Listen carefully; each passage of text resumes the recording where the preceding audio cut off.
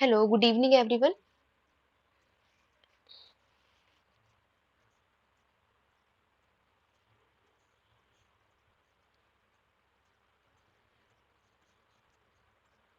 Good evening.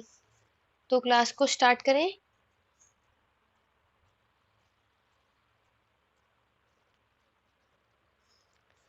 Last class में मैंने आप सभी को बिजनेस कम्युनिटीज हमारे वो चैप्टर को कंप्लीट कर दिया था। आज हम आगे बढ़ेंगे। आज हम आपकी बात करेंगे कमर्शियल प्रैक्टिस, नेक्स्ट चैप्टर का जो आपका नेम है। और अगर इस चैप्टर से क्वेश्चन आएगा तो इसी आपके चैप्टर के नेम से ही आएगा। ठीक है। तो कमर्शियल प्रैक्टिस की बात करते हैं। अगर यहाँ से एग्जाम में क्वेश्चन आएगा तो आप इसके अंदर क्या क्या बता सकते हो। मैंने आपको पहले भी बताया था कि अब हमारे जो जितने भी जो चैप्टर्स हैं, हम जो कोई भी टॉपिक इसमें कवर करेंगे, इसमें आपके मेडिएवल यूरोप की ही बात होगी। ठीक है, कि मेडिएवल के टाइम पर क्या क्या चीजें होती थी। कमर्शियल प्रैक्टिस की अगर हम बात करते हैं तो यहाँ पर भी हमारे मेडिएवल के समय पर जो आपका ट्रेड होता था, जो ट्रेड का पैटर्न है, और ट्रेड का पैटर्न के साथ साथ ऑब्वियस है ट्रेडिंग रूट आपको पता होना चाहिए, और वो लोग किस चीज कौन से गुड्स का एक्सपोर्ट और इंपोर्ट करते थे। ये सारी चीजें हमें इस चैप्टर में मेंशन करनी है। ठीक है। और यहाँ पर जैसे कि बताया जाता है, आपको पता भी, हम कई बार पढ़ चुके हैं कि हमारा जो यहाँ पर ट्रेड होता था वो कौन से रूट के थ्रू होता था। एक तो आपके मेडिटेरियन सी से लेकर के, याद होगा, अगर हम रोमन के साथ ट्रेड करेंगे, इंडिया और चाइना के साथ अगर हम देखते हैं, तो ये हमारे रूट होते थे। इसी के साथ आपका ये भी बताया जाता है कि हमारे जो इटली के मर्चेंट हैं, ये भी हमें यहाँ पर देखने को मिलते हैं, जो आपके ईस्ट और वेस्ट के टाइम उस जगह पर ट्रेड के लिए जाया करते थे। ठीक है। तो स्टार्ट करते हैं। सबसे पहले जो आपका हेडिंग होगा वो होगा पैटर्न ऑफ ट्रेड। तो जैसे कि मैंने आपको पहले भी बताया था, पूरी कोशिश किया करो कि कभी भी कोई क्वेश्चन आए तो हेडिंग का यूज हम जितना कर सके। चलो, अगर हम बात करते हैं पैटर्न ऑफ ट्रेड, तो क्या बता सकते हैं अगर हमें इसमें लिखना होगा तो आप के अकॉर्डिंग हम इसमें क्या क्या मेंशन कर सकते हैं, जो कुछ भी आपको लगता है आपके अकॉर्डिंग। इतने दिनों में आप सभी ने कुछ तो पढ़ा ही होगा, या जो पढ़ा था वो भी भूल गए। आप में से कितने ऐसे जिन्होंने बिल्कुल कुछ भी नहीं पढ़ा, और जिन्होंने या तो कुछ पढ़ा था, क्योंकि बहुत गैप हो गया, और अगर आप नहीं करोगे तो आपने जो पढ़ा है वो भी भूल जाओगे। तो बिजनेस कम्युनिटीज तक अगर आपने रिवाइज कर लिया हो तो बहुत अच्छी बात है। ठीक है, क्योंकि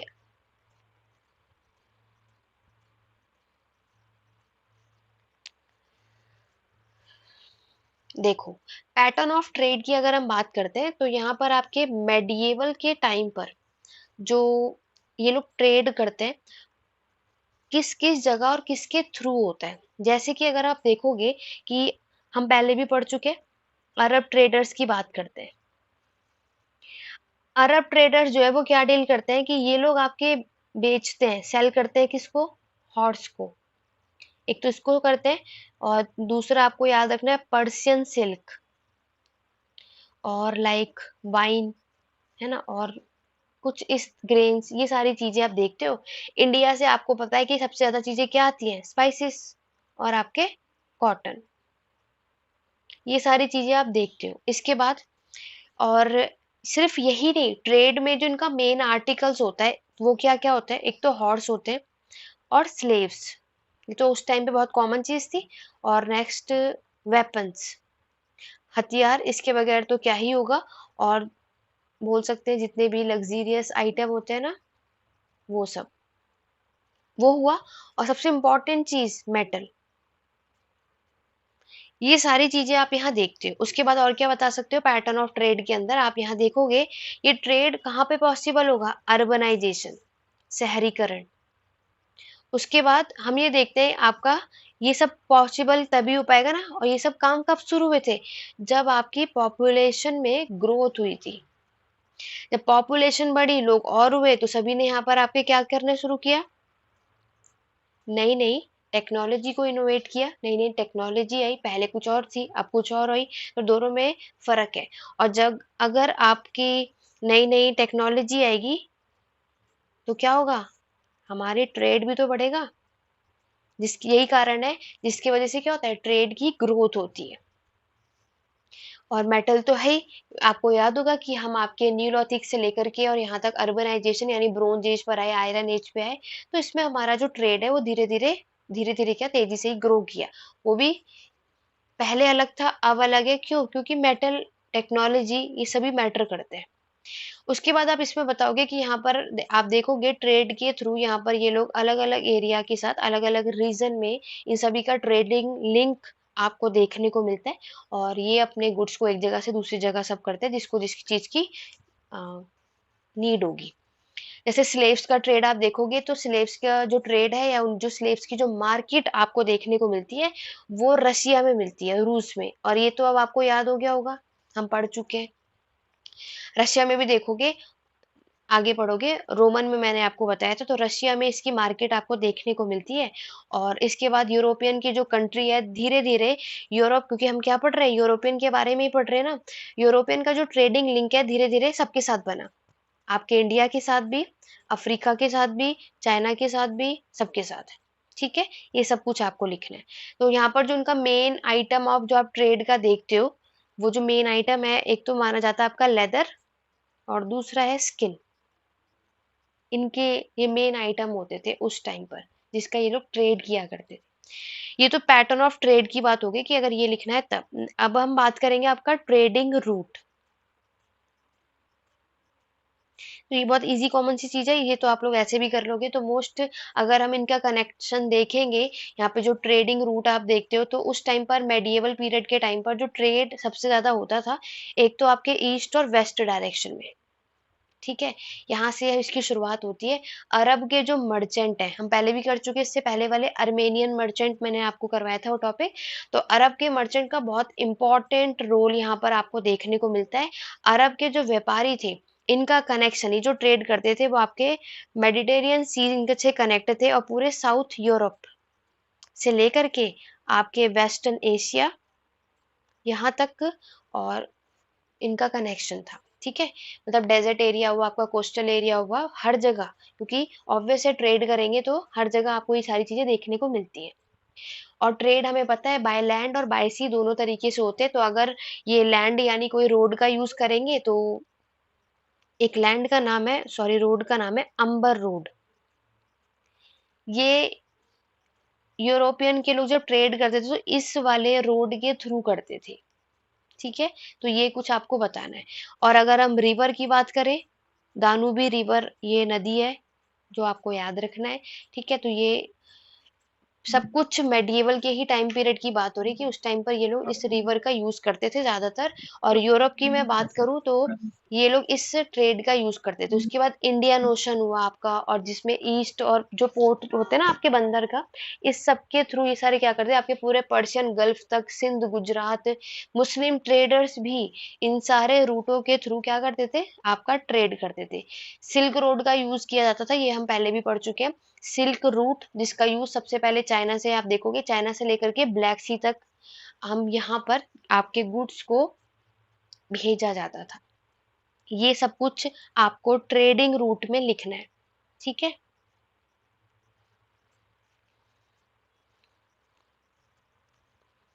नेक्स्ट हेडिंग होगी आपकी मार्केट यानी बाजार। अब ट्रेड है तो ऑब्वियस है, मतलब मार्केट, ये किसमें आप हेडिंग लिखोगे, ये होगा आपका, देखो अगर हम ट्रेड करते हैं या ट्रेड किया जा रहा है तो ऑब्वियस उसके सेंटर्स होते होंगे, है ना।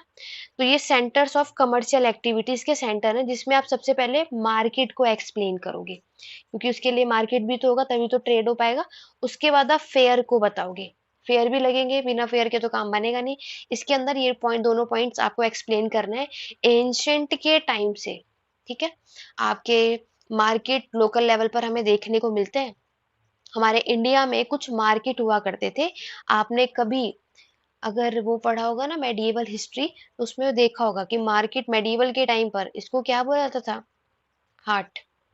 सुना होगा, मार्केट को, बाजार को ये बोलते थे, और एक और वर्ड बोलते थे पेंथ। ये बाजार होते थे, ये आप पढ़ोगे उसमें मुगल्स के समय पर। ठीक है, तो यहाँ पर हमें ऑब्वियस है कि हमें इनके एविडेंस मिलते हैं अलग अलग जगहों पर, और जैसे जिसका कल्चर होता है उसके अकॉर्डिंगली आप ये चीजें देखते हो।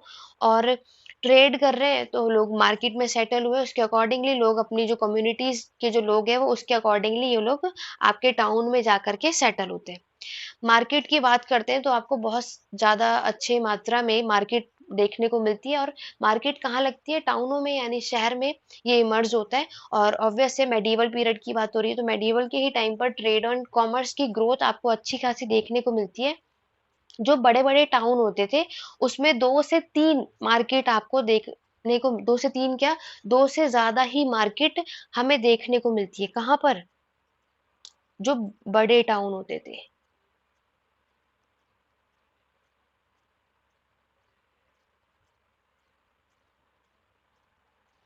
अब बात आती है कि देखो, हमारे जो ट्रेड की जो ग्रोथ हुई है वो कब हुई? जब सोसाइटी में मिडिल क्लास इमर्ज होती है, मतलब जब मर्चेंट बिजनेस क्लास आती है। क्योंकि मैंने आपको पहले भी बताया था कि पहले सिर्फ अपर और लोअर क्लास होती थी, ये तीसरी क्लास तो बाद में आई है।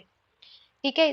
तो ये जो मिडिल क्लास इमर्ज होती है तब जाकर आप ये देखोगे, और इन्हीं ने ही, यानी कि जो मर्चेंट के हाथ में जब पावर आती है तो तभी हमारा जो टाउन है उसका डेवलपमेंट आपको यहाँ पर देखने को मिलता है।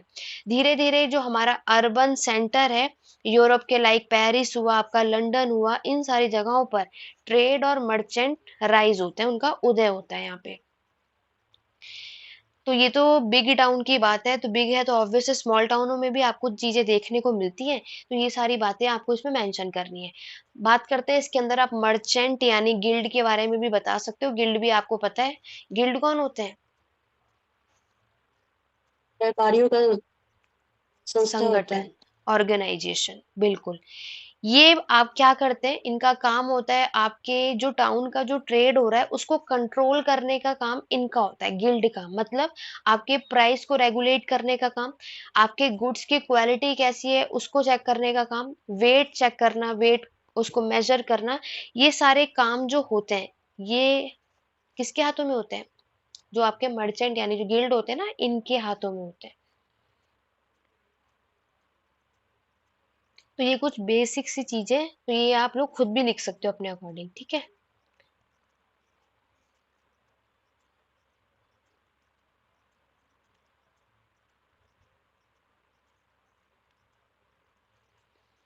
ये सारी चीज हुई, तो ये सारी चीजें आप देखोगे, और उसके बाद गिल्ड की पावर यहाँ पर हम देखते हैं कि अच्छी खासी रहेगी। क्यों? मर्चेंट है और इन्हीं का एक पूरा कंट्रोल इन्हीं के हाथों में होता है। मतलब यहाँ पर ये क्वालिटी भी चेक करते हो। दूसरा ये भी कि कौन सा पर्सन आपके कितने वर्किंग आवर्स यहाँ पर काम कर रहे हैं, किसकी कैसी कंडीशन है, वो सब कुछ यहाँ पर ये देखते हैं।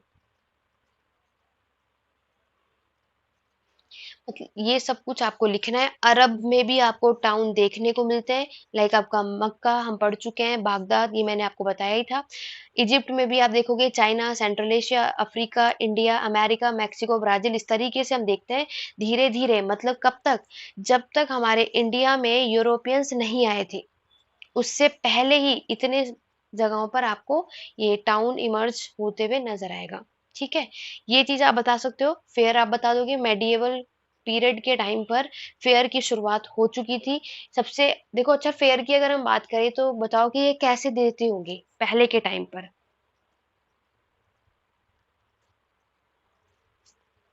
बताओ, फेयर्स की अगर हम बात करें तो उस टाइम पर फेयर कैसे देते होंगे? नहीं, क्लासेस और नोट्स के वस्तुओं बाद को किसी को कोई बुक पढ़ने की जरूरत नहीं है। बताओ।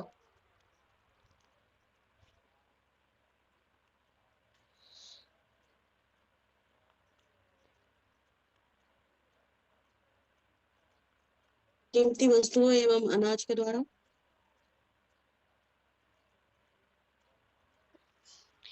क्योंकि देखो उस टाइम पर, बिल्कुल ये सारी चीजों के थ्रू हम कर सकते हैं। देखो हमारे मेडिएवल के टाइम पर जब फेयर की शुरुआत होती है, प्राइमली रिलेटेड था आपके रिलीजियस से, रिचुअल से, फेस्टिवल से। किससे रिलेटेड था?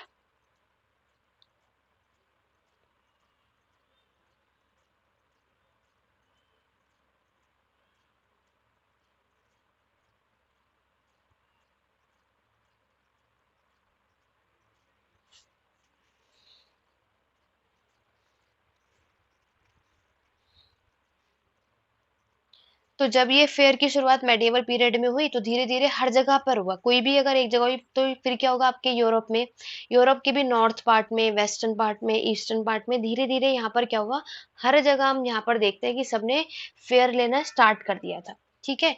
और इंटरनेशनली ट्रेड जो होता था वो ऑब्वियस है पोर्ट के थ्रू होगा, तो यहाँ पर भी हम ये चीजें देखते हैं कि फेयर लिया जाता था।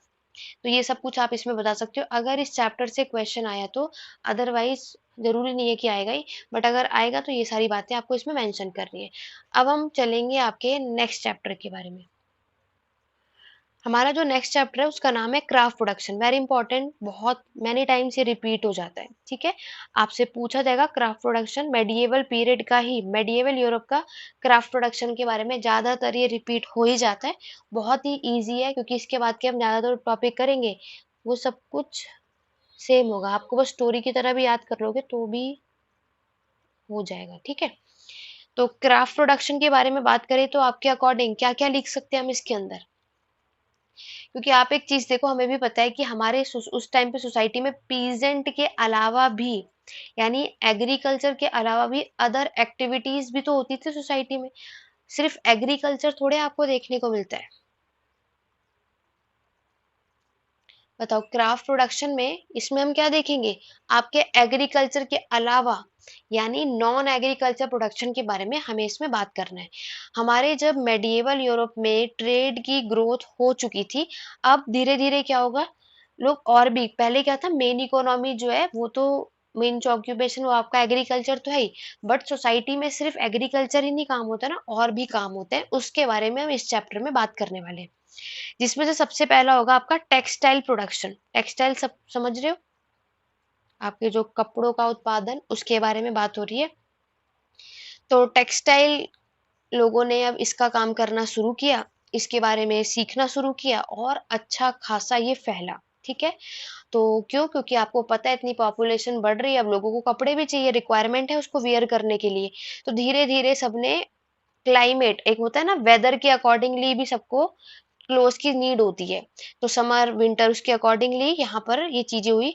तो हम मेडिवल पीरियड में देखते हैं कि हमारे यूरोप में वुलन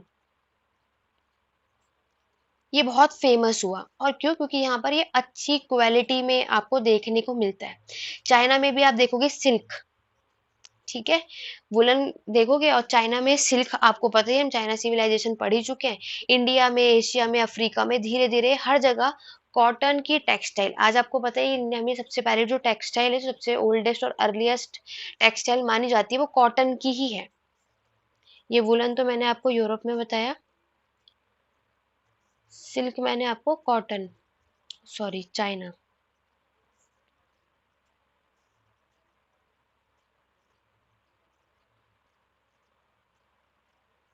ये सारे टेक्सटाइल आपको देखने को मिलते हैं। उसके अलावा और भी हजारों वो होते हैं, क्या कहते हैं, फैब्रिक के टाइप्स, ये सब धीरे धीरे प्रोड्यूस होने लगे। इंडियन क्लोथ्स जो है वो सबसे ज्यादा फेमस होने लगा, क्यों, क्योंकि जो हमारे इंडिया के जो कपड़े होते थे बहुत ज्यादा ब्राइट हुआ करते थे, और ब्राइट कलर तो आपको पता ही किसको नहीं पसंद होते। तो यहाँ पर जो आपके उस टाइम पे जो कपड़ों के कलर होते थे वो दो मेथड माने जाते थे, एक होता था आपका बटीक और दूसरा होता था पटोला, इसके लिए दो मेथड है। ठीक है। शुरू करते हैं। तो यहाँ पर क्या होता है कि आपके इंडियन क्लोथ्स जो है, मैंने आपको क्या बताया, ये दो मेथड से आपको देखने को मिलते हैं। फिर धीरे धीरे यहाँ पर आपका वैक्स का भी यूज किया गया था, फैब्रिक, फिर ये सारी चीजें जो होता है ना डाई करना कपड़ों को, वो सारी चीजें अब हमें यहाँ पर देखने को मिलती है। उसके बाद अगर फिर वीविंग का काम आपको यहाँ पर देखने को मिलता है, क्योंकि डिजाइन बनाना है अगर, तो वीविंग की रिक्वायरमेंट हमें देखने को मिलती है। ये सारी चीजें आपको यहाँ पर बताना है। वीविंग की इंडस्ट्री बोली जाती है कि आपको इजिप्ट में देखने को मिलता है, और अफ्रीका के अदर रीजन में भी हमें वीविंग की इंडस्ट्री जो है वो देखने को मिलती है। उसके बाद अगर हम बात करते हैं, क्योंकि वहाँ के लोगों की इसकी स्किल थी तो वो लोग इसके थ्रू ही काम करते थे। सेंट्रल एशिया में आप देखोगे, अरब में, तो यहाँ के लोग जो है कारपेट का काम करते थे। ठीक है, कारपेट बनाते थे। ये चीजें आप मेंशन कर सकते हो कहाँ पर, सेंट्रल एशिया में, कारपेट वीविंग। चाइना में अभी हमने देखा है प्रोडक्शन ऑफ सिल्क, वो आप इसमें बता सकते हो। वुलन टेक्सटाइल जो है वो ये यूरोप में मैन्युफैक्चर होता है, ये भी मैं आपको बता चुकी हूँ, क्योंकि इनके पास हाई क्वालिटी के शिप, जब इनके पास शिप है तो शिप से आपको पता है वुल मिलता है, तो इससे अच्छा प्रोडक्शन यहीं पर ही होता होगा या होता था। ये सारी बातें आपको इसमें लिखनी है, ठीक है। और ये तो टेक्सटाइल प्रोडक्शन की बात हो गई, आगे बढ़ते हैं। नेक्स्ट आप बताओगे पोट्री, यानी जो बर्तन बनते थे। उसके बाद हम बता सकते हैं ग्लास मेकिंग। देखो जब ये एग्जाम में क्वेश्चन आएगा क्राफ्ट प्रोडक्शन, तो हेडिंग ये सारी यूज कर रही है, और इसी को आप लोग अपने 20 मार्क्स या 10 मार्क्स किसी में भी पूछ सकते हैं, उसके अकॉर्डिंगली आप इसको एक्सप्लेन कर सकते हो। मेटल और आपके माइनिंग। पोट्री आपको पता है, ये आप लिख ही सकते हो कि मेडिएवल के टाइम पर एक बहुत ही कॉमन है, और पोट्री का पर्पस हम किस में यूज करते हैं ये भी आपको पता ही है। तो चाइना के पोटर्स आपको यहाँ पर देखने को मिलते हैं, और पोट्री का यूज ये लोग किस लिए करेंगे। चाइना में पोट्री का यूज जब ना तंग डायनेस्टी रूल करती थी, उस टाइम पे चाइना के पोर्टर्स ने आपके यूज करना शुरू किया। और ऐसा नहीं, क्योंकि देखो स्टार्टिंग में जो हमारे बर्तन हुआ करते थे वो मिट्टी के होते थे, लेकिन बाद में हमें बहुत चेंजेस देखने को मिलते हैं ना, वो भी आप यहाँ देखते हो। फिर उन्होंने उसके पोर्ट्स बनाए, ठीक है, ये सब हम बता सकते हैं। और उसे अपने जो उनके पोट्री होती थी उसको उन्होंने बेक भी किया पका के, ताकि वो टूटे नहीं। तो ये सारी चीजें, यानी ये सारे मेथड इन्होंने अपने पोट्री बनाने के लिए यूज करे। ग्लास मेकिंग की मैं अगर बात करूँ तो यूरोप में, क्योंकि मेडिवल यूरोप का ही हम चैप्टर देख रहे हैं, तो ग्लास वेसल्स आपको देखने को मिलते हैं जो कि डेली यूज के लिए ये लोग यूज करते थे। ग्लास प्रोडक्शन, इनका जो मेन सेंटर था वो वीनस था, ठीक है। ये इनका ग्लास प्रोडक्शन का जो मेन सेंटर था वो मैंने आपको बताया, और उसके साथ साथ आपके बेल्जियम में भी ग्लासेस बनाई जाती थी। और यूरोप के ईस्टर्न पार्ट में इसकी बहुत ज्यादा डिमांड हमें देखने को मिलती है। तो ग्लास मेकिंग, ठीक है, यूरोप में ग्लास वेसल्स आपको समझ आया। मेडिएवल पीरियड में यहाँ पर देखा जाता है कि ग्लास का यूज ना, जो उस टाइम पे जो चर्च की जो बिल्डिंग बनाई जाती थी उसमें ये लोग आपके स्टेन ग्लास यानी विंडो पर ना ये यूज करते थे, जिसमें अलग अलग मल्टीपल कलर्स आपको देखने को मिलते हैं। उस टाइम पर सबसे ज्यादा डिमांड इसी स्टेन ग्लासेस की हुआ करती थी। फिर आते हैं आपके मेटल और माइनिंग में। तो धीरे धीरे मेटल्स तो आपको पता ही है, नेचुरल रिसोर्सेज के अकॉर्डिंगली जो भी आपको उस समय अवेलेबल हो। और इसमें कोई डाउट है नहीं कि सबसे ज्यादा जो डिमांड है वो आपके आयरन मेटल की ही होती है, क्योंकि आयरन ही सबसे ज्यादा बेस्ट था इन कंपैरिजन टू कॉपर और ब्रोंज। तो ये चीज आप यहाँ पर देखोगे। आयरन के अलावा आप गोल्ड और सिल्वर भी याद रखना, क्योंकि इसका यूज ये लोग ऑर्नामेंट बनाने के लिए किया करते थे। और सिर्फ यही नहीं, और करेंसी भी बनती थी ना उस टाइम पर, गोल्ड सिल्वर कॉपर इन सब की भी तो आपको करेंसी देखने को मिलती है। उसको मिंट करने के बाद ये लोग करेंसी बनाते थे, तो कॉइनेज के रिक्वायरमेंट करेंसी के लिए यहाँ पर ये इसका यूज करते थे। मेडिएवल के टाइम पर हमें ये चीज देखने को मिलती है। मेन सोर्स जो आपको देखने को मिलता है, मेन सोर्स गोल्ड का जो मेन सोर्स है, वो ये गोल्ड सबसे ज्यादा कहाँ पाए जाते हैं, वेस्ट अफ्रीका में। और नेक्स्ट है नुब्रा, ये जगह है आपकी। उसके बाद है आपका जिम्बाब्वे, ठीक है। ये कुछ जगहें हैं जहां पर आपको गोल्ड माइनिंग ये स्टार्ट हुआ था वेस्ट अफ्रीका में पहले। और इसके बाद और जगह भी हमें इसके एविडेंस मिलते हैं, लाइक आपके इजिप्ट के साउथर्न पार्ट में और अरेबिया में। इंडिया और चाइना,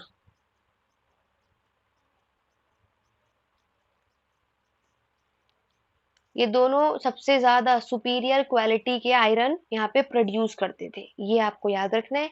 इसके अलावा इंडिया में जो आपको metal copper bronze silver gold ये सब मिलेंगे। इंडिया में आयरन स्मिथ भी आपको देखने को मिलते हैं, तो आयरन स्मिथ ये सारे काम करने में बहुत एक्सपर्ट थे, फेमस थे। और इसीलिए आप ये सारे लोग देखोगे। आपने देखा होगा कि हमारा जो कोणार्क टेम्पल है, देखा नहीं तो सुना तो सभी ने होगा, इसमें इन लोगों ने आपके आयरन गिडर का यूज किया था, ऐसा कहा जाता है, ठीक है। तो ये आप लोग को ये हेडिंग याद रखना, ग्लास मेकिंग मेटल और ये सारी बातें कि किसने कहाँ पर किस चीज के लिए यूज किया था, ये आपको बताना है।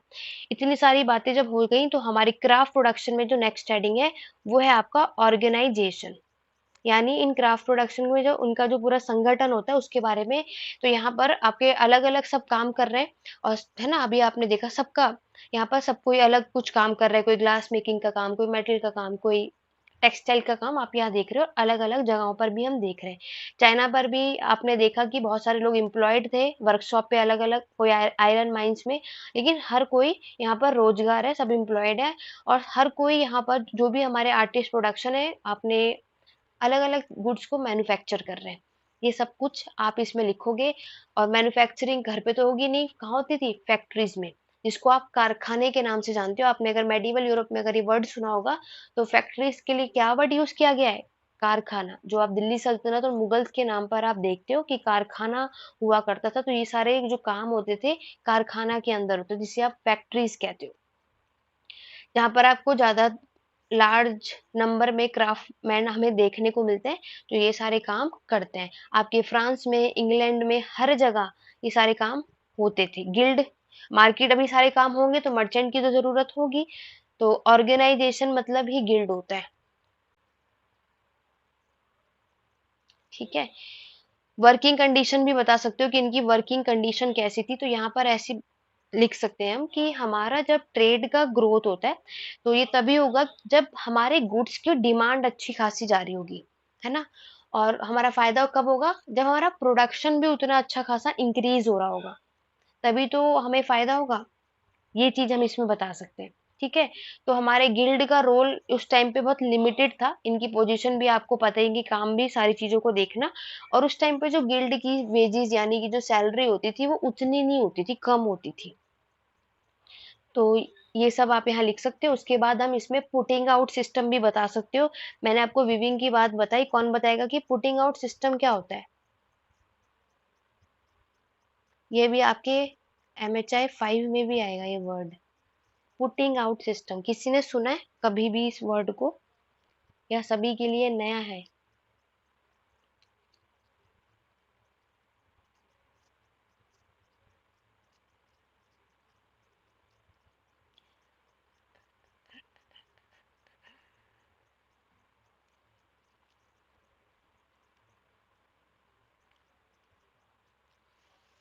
देखो, पुटिंग आउट सिस्टम याद रखना। पुटिंग आउट मतलब यहाँ पर हमारे जो मर्चेंट हैं, ठीक है, वो आपके वर्कर्स को एडवांस में ही चीजों को दे देते हैं और उन्हें बुक कर लेते हैं।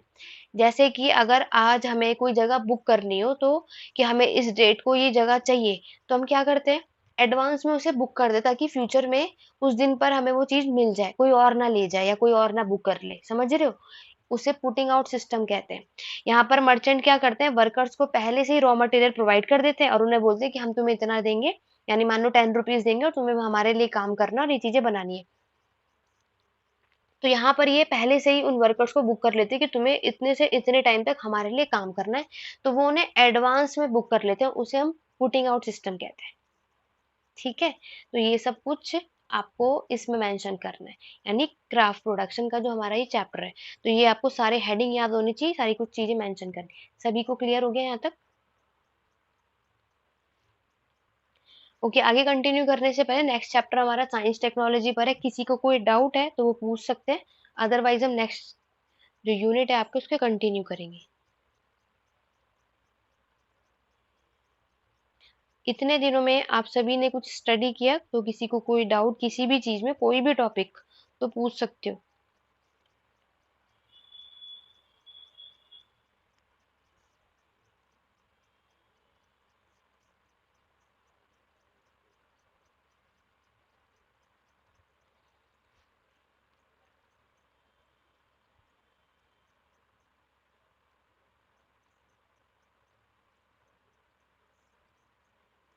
Science technology and the expansion of knowledge, ये इसी चैप्टर के नाम से आएगा। साइंस वर्ड आपको नजर आ जाएगा।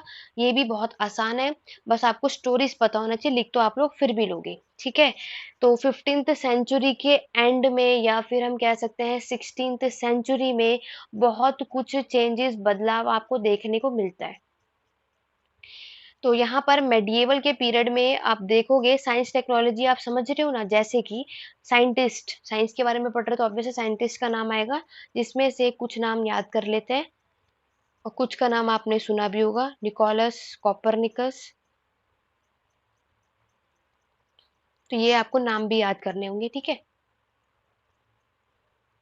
ये हुए केपलर हुए। तो ये सब कुछ एक ग्रेट एस्ट्रोनॉमर है जिनका कंट्रीब्यूशन हमारे अर्थ को समझने में अच्छा कंट्रीब्यूशन आपको देखने को मिलता है, ठीक है। यानी जो हमारा ये अर्थ है, यूनिवर्स है, और जो यहाँ पे सारी चीजें, sun moon and all planet, इनका पूरा रोटेशन रेवोल्यूशन, ये सारी कहानी, ये सब कुछ इन्हीं के हेल्प से यहाँ पर पॉसिबल हो चुका, और इन्होंने ही सारी चीजें आपको बताई थी। तो ये पॉसिबल कब हुआ है? जब साइंस आई, टेक्नोलॉजी आई, तब जाकर, ठीक है। तो ये चीज आपको इसमें मेंशन करनी है। उसके बाद प्लेटो, बहुत ही कॉमन नेम, ये भी आपने सुना ही है। और प्लेटो बिलीव क्या करते हैं कि हमारा जो अर्थ was the centre of the orbit, ये भी आपको पता है, उनका पूरा मोशन, ये सारी चीजें इन्होंने बताई थी। इसी तरीके से आपके जो एरिस्टोटल, और ये किसके साथ मिले थे? जिन्हें आप अरस्तु भी कहते हो, प्लेटो के साथ, और इन्होंने ये सारी चीजें आपको बताई। कॉपरनिकस की बात करें, निकोलस कॉपरनिकस, जिनका बॉर्न टाइमिंग 19 फरवरी 1473 का था, जो कि आपके बोल्गाना जो यूनिवर्सिटी है वहां से पढ़ाई की थी इन्होंने, और ये सारी चीजें इन्होंने सीखी थी। ये क्या चीज सीखी थी इन्होंने? आपकी ग्रीक जो लैंग्वेज है, इसको सीखा था। ये एस्ट्रोनॉमर थे, ठीक है।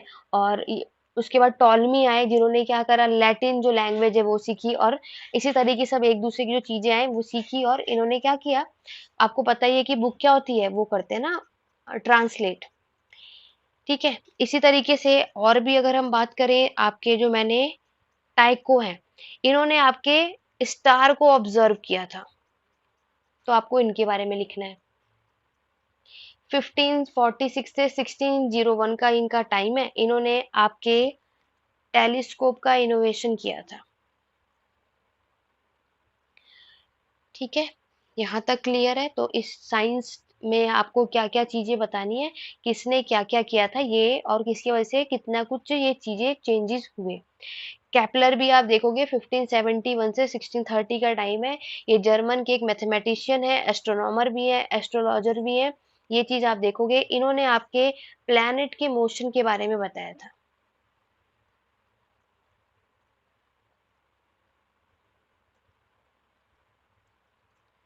तो मतलब ओवरऑल यहाँ पर देखो क्या बताया जा रहा है कि अब जब साइंस आई, टेक्नोलॉजी आई, जो लोगों में क्या हुआ, नॉलेज का विस्तार हुआ, ज्ञान का विस्तार हुआ, यही तो ये चैप्टर आपको बताना चाह रहा है।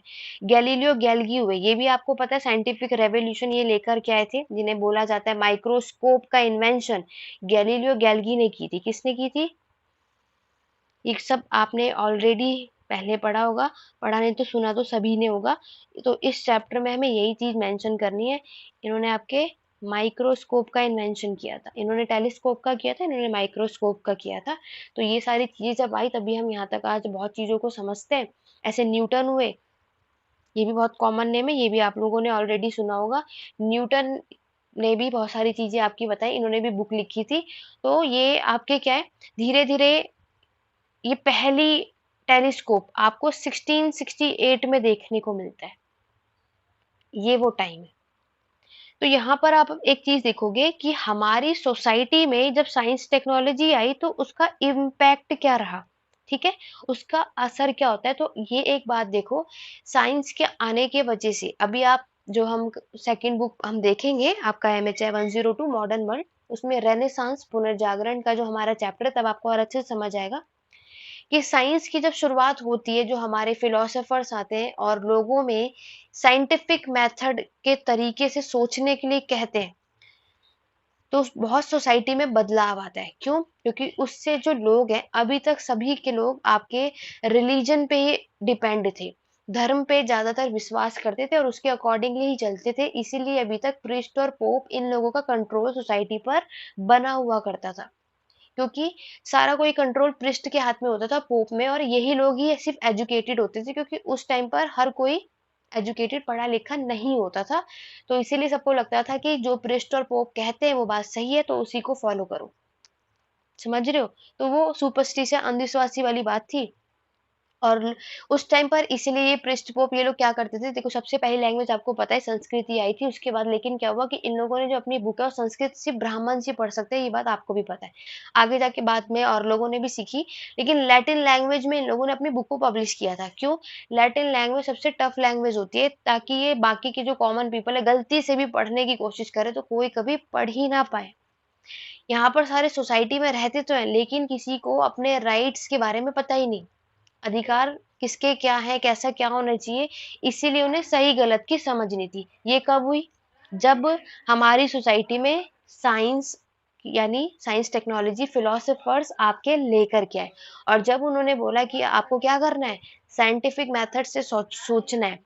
जब साइंटिफिक का इन्वेशन हुआ ना, इन्वेंशन, तब जाकर यहाँ पर आप देखोगे, आप आगे हम जब समझेंगे, लोगों में इनलाइटनमेंट, जागरूकता फैलाने की शुरुआत हुई थी, ताकि वो इन चीजों से बाहर आ सके।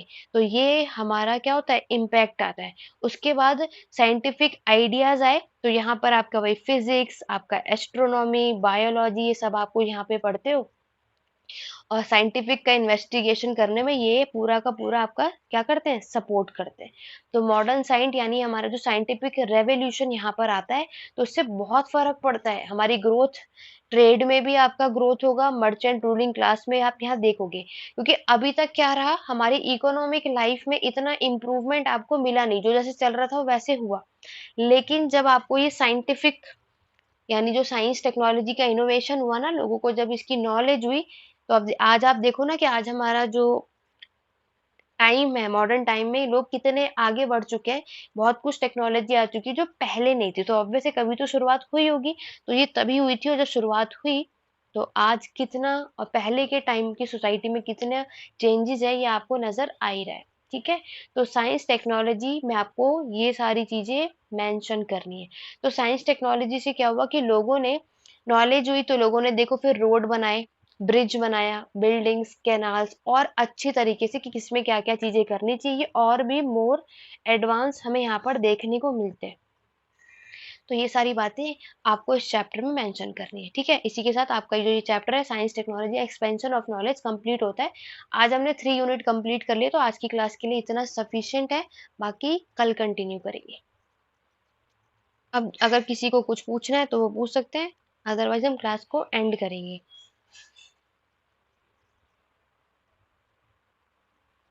अच्छा, तो ऑलरेडी हमने नोट्स का ग्रुप बनाया हुआ है, आप अपने टेलीग्राम पे चेक करना, आपके सब्जेक्ट के कोड के नाम से ही आपके नोट्स का ग्रुप बना हुआ है।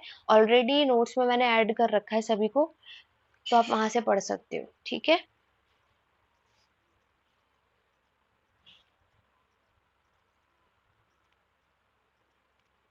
ओके, फिर क्लास को एंड करते हैं और कल मिलते हैं। Good night.